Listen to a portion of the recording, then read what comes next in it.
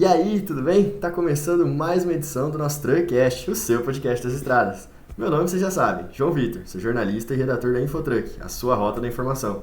E hoje a gente está tendo a honra de receber ele que é advogado e assessor jurídico do SETSEPAR desde 1996, Dr. Luiz César Ismanhoto. Seja muito bem-vindo, Dr. Luiz. Uma honra poder contar com a sua presença. Obrigado pelo convite. Espero poder contribuir no esclarecimento e na melhor informação para todos. Oh, com certeza. E não esqueça de deixar seu like já no vídeo para ajudar a gente, hein?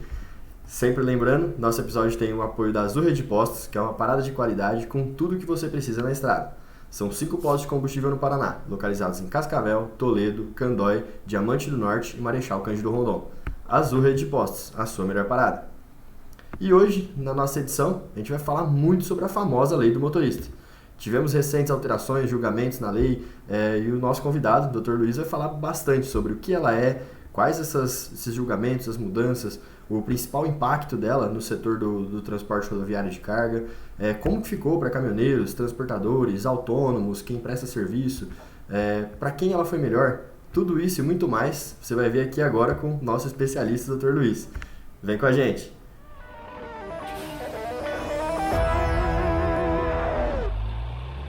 Bom, então, como de costume, para a gente começar, Dr. Luiz, queria que o senhor se apresentasse, contasse um pouco da sua história aí no meio do transporte, para a galera te conhecer melhor.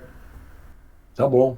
Eu sou Luiz César Ismanhoto, profissionalmente mais conhecido como Ismanhoto, pelo sobrenome. Eu sou advogado há quase 40 anos, farei 40 anos de formado este ano. Atendo o sindicato patronal aí há 26 anos, mas atendo transportadoras, né, pelo meu escritório desde o meu primeiro ano de advocacia, desde 1985. Então, a gente tem aí 39 anos já militando em favor do transporte, em favor das transportadoras. Então, a gente tem uma larga experiência, as duas versões da lei, a gente se envolveu bastante nas discussões, na aplicação e na própria redação, de certa forma. Então, a gente tem uma boa experiência aí, espero poder, com isso, ajudar a todos do ramo. Eu não sou transportador, mas eu quase tenho diesel nas veias aí, né? Porque a gente negocia as convenções coletivas da categoria também, então a gente acompanha aí os pleitos, as reivindicações de toda a categoria. Já participei de vários eventos como palestrante ou como debatedor, né? Desde a primeira versão da lei até esta última. Então, enfim, a gente tem alguma experiência aí no ramo e estou aqui à disposição. Oh, maravilha, já deu para ver. Nosso convidado aí tem grande experiência, vai poder falar muito para a gente. Então, vamos começar introduzindo o nosso assunto principal, né? O tema base dessa nossa edição do Truckcast, que é a lei do motorista. Doutor, queria que você contasse para a gente, falasse um pouco sobre o que ela é, o que de fato é essa lei do motorista. Ok, vamos lá. Então, acho que é bom lembrar ou relembrar, para quem já sabia, né? A primeira versão da lei do motorista é de 2012. Aí, em 2015, saiu uma segunda versão. Acho que é muito importante todo mundo entender também uma outra questão relevante. O transporte rodoviário era o único meio de transporte que não tinha uma legislação própria. A gente tem uma legislação própria para os aeroviários, né, está na CLT. A gente tem uma legislação própria para os ferroviários, também na CLT. A gente tem uma legislação própria para os embarcados da Marinha Mercante, também na CLT. E nós nunca tivemos uma legislação especial para os motoristas. Ou seja, até 2012, a gente tentava usar a legislação comum da CLT, da secretária, para o motorista. E, evidentemente, que isso não dava muito certo, isso causava inúmeros conflitos, muitas demandas judiciais, né, muita discussão a respeito de hora extra, controle de jornada, se era possível ter controle, se não era. E a primeira versão, a de 2012, ela foi uma versão basicamente elaborada, né, fundamentalmente por uma iniciativa do Poder Judiciário, do Ministério Público do Trabalho e menos do Legislativo. O Legislativo atuou, mas quem atuou muito fortemente, impondo, de certa maneira, que se elaborasse a legislação e dentro de alguns parâmetros pré-concebidos pelo Judiciário e pelo Ministério Público, e aí, por conta disso, acho que ela saiu uma lei assim que colocou a atividade do transporte rodoviário, seja de carga ou de passageiro, em xeque, inclusive em relação a práticas que eram adotadas há dezenas de anos. E aí, de certa forma, isso causou um impacto tão grande no mundo do transporte, principalmente no rodoviário de carga, que a gente começou a ter uma forte possibilidade de não termos um transporte que conseguisse escoar tudo que é produzido no Brasil. Não é novidade para ninguém que o Brasil vive fundamentalmente, né, a área de logística, fundamentalmente do transporte rodoviário, né, temos um transporte fluvial, marítimo e ferroviário incipiente, o aeroviário muito caro para cargas especiais e que dependam aí de uma entrega muito rápida, senão é tudo em cima de caminhão. E aí a gente teve essa percepção de que se todas as empresas, no mesmo momento, cumprissem integralmente os dispositivos da primeira versão da lei do motorista, o país não venceria com a sua produção industrial e principalmente sua produção do agrobusiness, né? Produção agrícola não ia se escoar e aí, seja nos silos ou seja na própria lavoura, a gente ia começar a ter perdas irreparáveis, né, de produção. E aí, eu diria até que por uma iniciativa maior da Confederação Nacional da Agricultura, junto, claro, com a Confederação Nacional do Transporte, a gente começou a elaborar a segunda versão da lei do motorista, e aí sim lá no Poder Legislativo, né, onde todas as leis deveriam nascer. E aí viemos com a segunda versão da lei, que criou alguns dispositivos, entendendo a necessidade de termos uma legislação especial para o transporte rodoviário, né, entendendo a necessidade de se tratar o motorista com uma lei especial, uma lei diferenciada, como eu disse, da lei geral, né, da lei dos dispositivos gerais da CLT. Então, trouxemos alguns avanços, criamos alguns institutos jurídicos relevantes que tornaram a atividade mais produtiva, menos onerosa, né, para que, enfim, a gente pudesse atender os produtores, os compradores, né, e toda essa rede logística que existe em qualquer país, principalmente com as nossas dimensões, com um modal fundamentalmente sobre rodas, né, então não podemos ignorar essa realidade nacional, né? Sim, sim. E aí vínhamos achando que as coisas caminhavam bem. Mas a lei do motorista veio, como eu disse, né, e resumindo, para cumprir fundamentalmente a finalidade de atender ou de criar uma legislação especial e específica para esta atividade econômica tão relevante, né, e que, sem dúvida, passou durante muitos anos sendo tratada como apenas mais uma atividade normal dentre as atividades econômicas, né, e tratando os motoristas como um trabalhador comum, com os limites e prerrogativas de um trabalhador comum, o que também não é a forma mais adequada de se tratar, né? Entendi. É bom, bem bacana a gente ver essas visões, né? Ainda mais um modal tão importante, não tinha essa regulamentação, né? Sem E, dúvida. doutor, queria perguntar também, né? A gente falou da criação da lei do motorista, ela teve algumas mudanças recentes. Eu queria que você citasse alguns pontos aí que você considera mais importantes dessas mudanças. Tá. Bom, vamos lá. A gente teve várias conquistas, né, lá atrás, na segunda versão principalmente, a gente estabeleceu, por uma questão de ordem pública ou de segurança pública, a gente estabeleceu um tempo máximo de direção, né, obrigando os motoristas a fazerem a famosa parada de descanso, tem que ter pelo menos 30 minutos de parada. Na versão 1, a cada 4 horas, no máximo, tinha que ter 30 minutos de parada. Na versão 2, a gente já passou a dizer que a cada 6 horas tem que ter 30 minutos de parada, né, não podendo haver uma continuidade acima de 5 horas e meia, tendo que ter uma parada de pelo menos 15 minutos, mas depois complementa. Mas mais importante que isso, a gente entendeu algumas peculiaridades dos motoristas, né? Por exemplo, motorista em viagem, né, em longas viagens, né, ele gozar o domingo de folga é pouco produtivo para ele, para a empresa, para o país, porque ele vai ficar parado lá um domingo onde?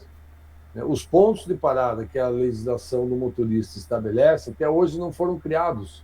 O governo tinha que ter criado esses pontos de parada e até hoje não existe. Basta viajar à noite nas estradas que a gente vê que os motoristas não têm onde fazer o pernoite. Os caminhões hoje são muito bem equipados, oferecem uma condição muito, muito boa para o motorista poder pernoitar na própria cabine, mas ele não tem um ponto de parada onde ele possa tomar seu banho, onde ele possa fazer suas refeições e onde ele possa, enfim, ter algum conforto fora da cabine do caminhão. Hoje, os motoristas fazem isso em postos particulares de combustíveis ou de serviços, o que evidentemente não é uma obrigação do particular franquear esta utilização aos motoristas. Então, hoje, por exemplo, se o motorista quiser tomar banho, dependendo do posto, se o empregador dele ou se ele, como motorista autônomo, não é cliente daquele posto, o posto vai cobrar dele uma taxa de banho, porque o posto realmente não é obrigado a ceder água e energia para um terceiro que não lhe dê nenhum retorno financeiro. Os postos hoje estão cobrando taxa de estacionamento para os caminhões poderem pernoitar, os postos ficam lotados, né? E se aquele transportador, seja autônomo ou empresa, não é cliente do posto, por que ele é obrigado a ter um pátio tão grande, gigantesco, para permitir o pernoite de pessoas que também não são seus clientes? Então, fizemos a lei partindo de algumas premissas, dentre elas esta importantíssima de terem os postos de parada do governo e que até hoje eles não existem. E não existem, cá entre nós, nas rodovias pedagiadas, de pista dupla, de alta tecnologia, mas ponto de parada continua não existindo. Que dirá nas rodovias de pista simples, que dirá, aliás, nas rodovias não asfaltadas, né, não pavimentadas, que a gente não pode ignorar, que no Brasil de hoje ainda a maior quantidade de quilômetros é de rodovias não pavimentadas. A gente pensa no interior de São Paulo, nas estradas aqui do sul, e aí quando começa a pensar no norte, com todo respeito, né, na Transamazônica, e começa a pensar no que são aquelas estradas, a gente pensa que talvez lá até mais do que nas melhores, né, o ponto de parada fosse relevante. Não veio. E aí, automaticamente, o domingo era uma das questões bem relevantes e que agora mudou. Então, por que mudou? Né? Parece que teve algumas mudanças, então vamos entender o que mudou. Mudamos a lei? Não. A gente tinha uma ação judicial ajuizada pela Confederação Nacional dos Trabalhadores em Transporte Terrestre, ou seja, CNTTT, que questionava a legalidade ou a constitucionalidade de vários dispositivos da lei do motorista. Ela fez vários questionamentos, mais de 10. Né? Alguns deles, 4 mais precisamente, foram acatados pelo Supremo Tribunal Federal. E aí o Supremo Tribunal Federal, entre aspas, não mudou a lei porque ele não tem essa prerrogativa no sentido literal, mas ele determinou a inconstitucionalidade de alguns dispositivos da lei e, consequentemente, na prática, trouxe uma mudança muito grande sobre 4 questões da lei. Então, o que de fato mudou? O primeiro deles, como eu disse, o motorista em viagem preferia trabalhar, por exemplo, aos domingos do que ficar parado num posto de serviço, num posto de gasolina, né, pagando para ficar parado lá, pagando para poder tomar seu banho, sem ter onde ficar sentado no sofá, assistindo televisão com a família, ou seja, é um descanso altamente questionável, né? Um descanso pouco eficiente para ele.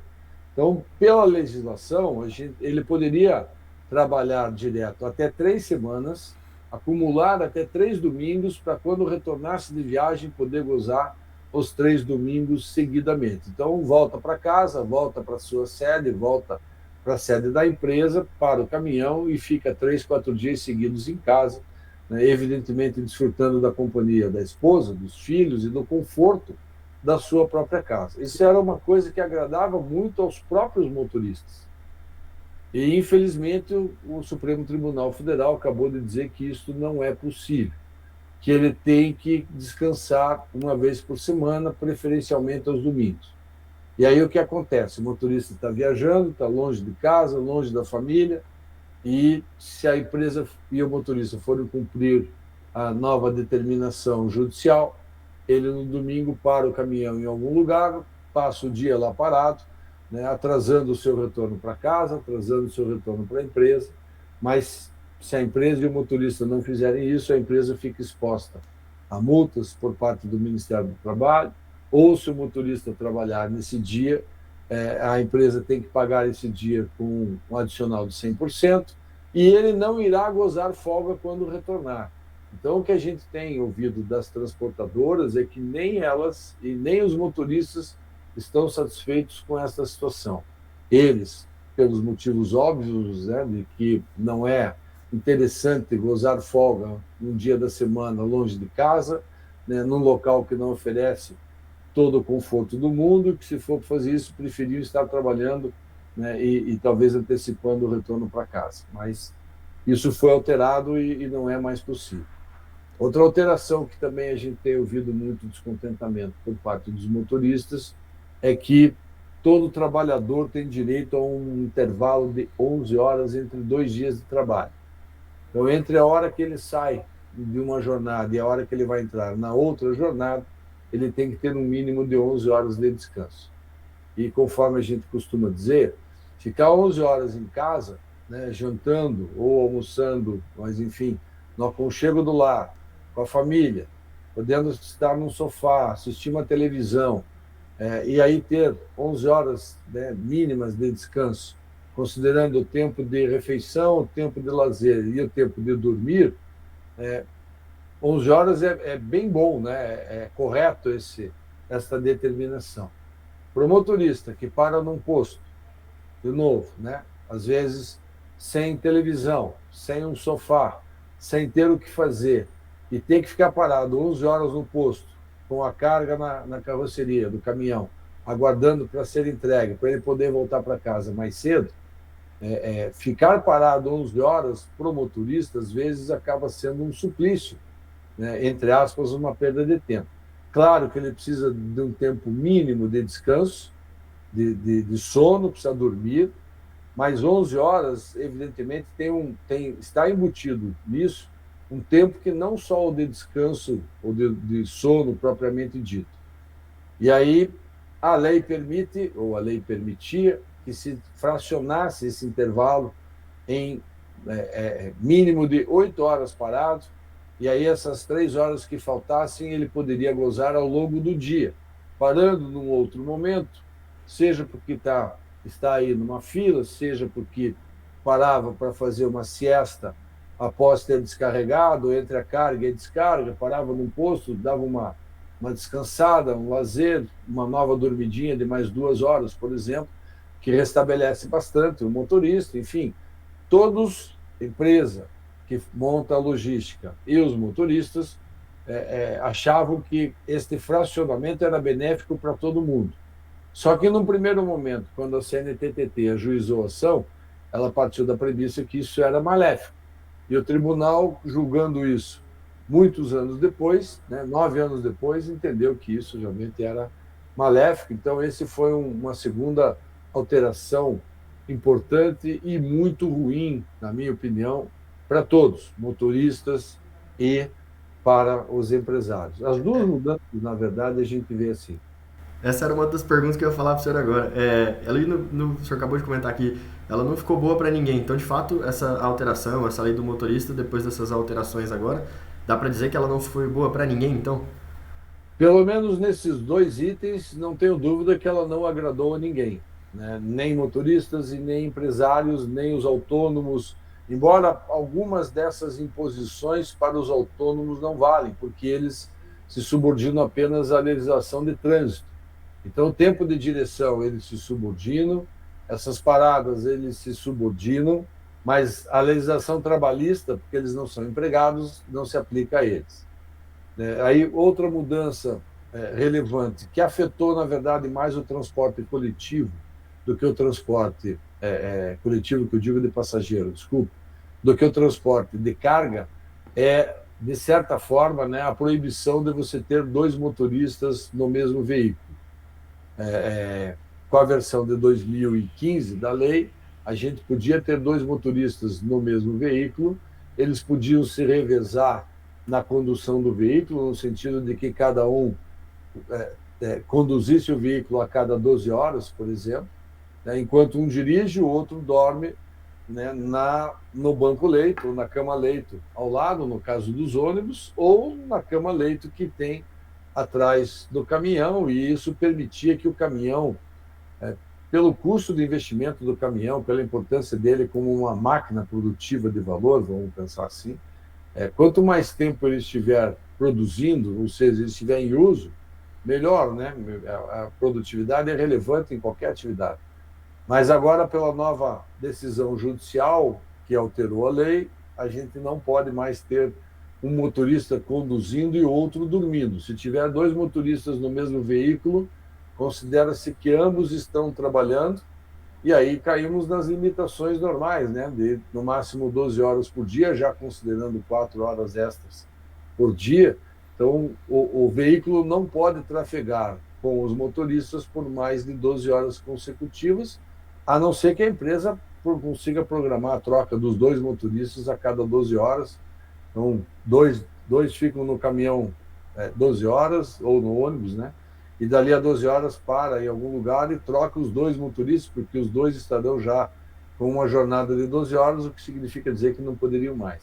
Então, essa decisão talvez tenha incomodado menos os motoristas de transporte de carga, porque já era muito raro a gente ter dois motoristas no transporte de carga no mesmo veículo, né? Essas opções que no passado existiram, principalmente porque na Argentina também se exigia dois motoristas em cada veículo, se ele fosse trafegar muitas horas, né? Hoje já na carga isso já não vinha acontecendo, então o impacto dessa decisão foi pequeno, né? Entendo as razões dela, mas os motoristas dizem que já estavam habituados e que dormem, entre aspas, relativamente bem, né? Seja na cama-leito do ônibus. No ônibus eu não tenho dúvida que eles dormem bem, porque alguns ocupam um banco-leito igual ao de passageiro, não ficam nem na cabine, né? No caso do caminhão, claro que isso não é possível, mas os motoristas fecham a cortina e me parece que conseguiram ter um descanso relativamente bom dentro do caminhão, mas isso também acabou ficando proibido agora. E aí o último item que eles alteraram, que talvez seja o mais polêmico, e aí aqui sim, talvez os motoristas tenham gostado da decisão, mas as empresas de transporte não, foi a extinção da possibilidade de se usar o famoso tempo de espera. Então, o que a lei definia como tempo de espera. Tempo de espera é um tempo que o motorista nem está trabalhando e nem está totalmente isento de trabalhar ou de ficar, no mínimo, alerta. E aí ela condicionou e definiu o que é tempo de espera no próprio texto legal. Tempo de espera é o tempo que o motorista aguarda em fila para carga ou descarga, ou em filas aduaneiras, de postos aduaneiros, né? de aduaneiro ou fiscal. Então, se ficou em fila por conta de acidente, por conta de obra na pista, isso é tempo de trabalho, é tempo à disposição do empregador, sempre foi. Mas esse tempo de carga e descarga era muito utilizado pelas transportadoras para não caracterizar como tempo trabalhado. Por outro lado, o legislador, na época, entendeu que não seria justo não pagar nada ao motorista. Então, se pagava ao motorista o correspondente a 30% do valor da hora normal por esse tempo em que ele aguarda dentro do caminhão ou fora do caminhão, conversando com os colegas, ou na lanchonete, ou no restaurante, enfim. Ele não estava trabalhando no sentido de estar conduzindo a carga ou conduzindo o caminhão, né? Às vezes tem um agendamento que ele até já sabe, pelo agendamento, que ele vai levar 4 horas esperando para carga ou descarga, então virava na prática também um tempo livre para ele. E aí, para não onerar a sua jornada, ou seja, para ele poder carregar ou descarregar e poder retomar a sua jornada de trabalho sem estourar o tempo máximo, né, do trabalho diário, Isso também agradava, de certa maneira, os motoristas, né, porque não, entre aspas, né, não prejudicava a produtividade deles, né, e aqueles que ganham comissão ou que ganham um prêmio por produtividade, né, não tinham uma remuneração adicional por não perderem tanto a produtividade. Mas o tempo de espera era pago, né, a cada hora em tempo de espera era pago 30% do valor da hora comum. Mas o Supremo Tribunal Federal entendeu que esse tempo de espera com esta remuneração é algo inconstitucional, que o tempo de espera é trabalho propriamente dito, e sendo trabalho propriamente dito, ele se soma às horas de trabalho efetivo, e, portanto, se gerar hora extra tem que ser paga com, no mínimo, a hora mais o adicional de 50%. Então, para as empresas em especial, isso foi muito drástico. Isso está sendo muito difícil de ser absorvido sem um repasse enorme no custo do transporte. Porque só numa conta simples, né, o tempo de espera era pago à base de 0,3, né, 30% do valor da hora. E hoje a hora extra tem que ser paga como hora mais 50%. Então a gente sai de 0,3 para 1,5 do valor da hora. Ou seja, a gente está com um custo 5 vezes maior do que era o tempo de espera. E além desse custo direto, né, o ponto 3 era como verba indenizatória. Então ele não tinha encargos, não tinha fundo de garantia, não tinha contribuição previdenciária, não gerava reflexo em 13º, férias, aviso prévio. E hoje, virando hora extra, né, além de ter um custo 5 vezes maior, tem os encargos. Então, vamos considerar pelo menos mais 70% de encargos, ou seja, o 1,5 vai virar 2,5. A gente está falando de um incremento aí de 8, 9 vezes a mais no custo do tempo de espera. E para agravar isso tudo, né, o tempo de espera reduz a produtividade, porque, como eu disse, se o caminhão ficar parado 4, 5, 6 horas num embarcador ou num destinatário, né, isso é considerado horas a trabalho, então são 4, 5, 6 horas a menos que ele vai rodar no dia. Então, esse impacto está sendo muito grande.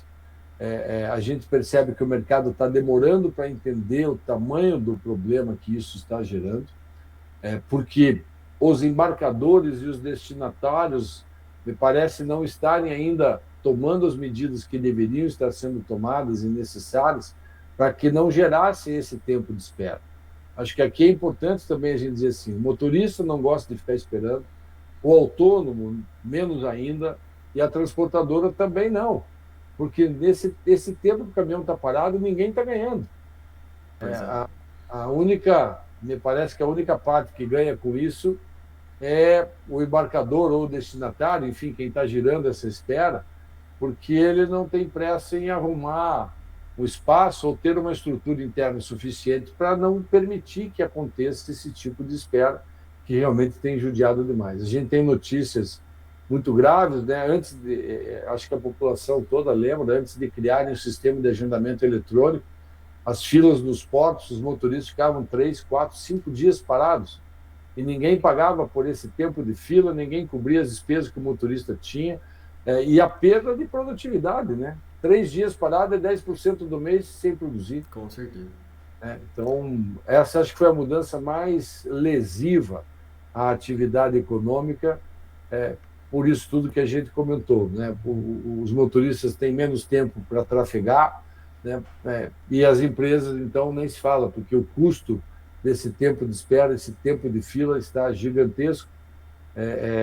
Claro que para alguns motoristas que vão passar a receber hora extra em vez de receber como tempo de espera, a mudança foi boa, mas ela talvez pareça boa de uma forma direta, mas certamente pela perda de produtividade, pelo menos tempo que ele tem para poder prestar um trabalho efetivo na condução do veículo, né, isso deve gerar uma perda para ele também, que eu acho que com o tempo ninguém saiu ganhando com essa mudança também. Né? Não, importante a gente ver essa visão, né? Porque foram 4 pontos aí, muito pouca gente saiu ganhando, então é importante ver essa visão aí do senhor que está dentro do setor do transporte. E, doutor, infelizmente, a gente fala aqui no Truckcast que tudo que é bom passa muito rápido. Pois é, Nosso tempo já está curto. já esgotou. Eu queria te agradecer pela presença. Foi assim uma aula realmente sobre a lei do motorista. Tenho certeza que todo mundo aí que está ouvindo a gente pôde aprender bastante. Quem não sabia pôde aprender muito. Eu mesmo aprendi bastante. Agora decorei aprendi todos os detalhes da lei dos motoristas. E queria te agradecer pelo tempo disponibilizado, pela sua participação. Foi Eu que agradeço a muito, oportunidade aí, espero realmente ter esclarecido aí, contribuído e continuamos aqui na luta. mas com certeza, esclareceu demais. Tenho certeza que a galera ter, vai deixar gravada essa aula para sempre. Foi muito boa. E obrigado pela participação. E também queria deixar também as portas do Trecast sempre abertas para o senhor, para todo mundo do Sete Separ. Que o pessoal é de Tá casa, bom? então deixar as portas sempre abertas para você. Quando tivermos novidades, vamos ligar sugerindo os temas aí. Com certeza, muito obrigado. Viu? Tá bom, João? E você ouvinte, se você gostou, não esqueça de deixar o like, seguir a gente nas redes sociais, @truckcastbr. Estaremos sempre aqui, sempre semanalmente, com muitas novidades sobre o setor do transporte e muito mais. Até a próxima, grande abraço!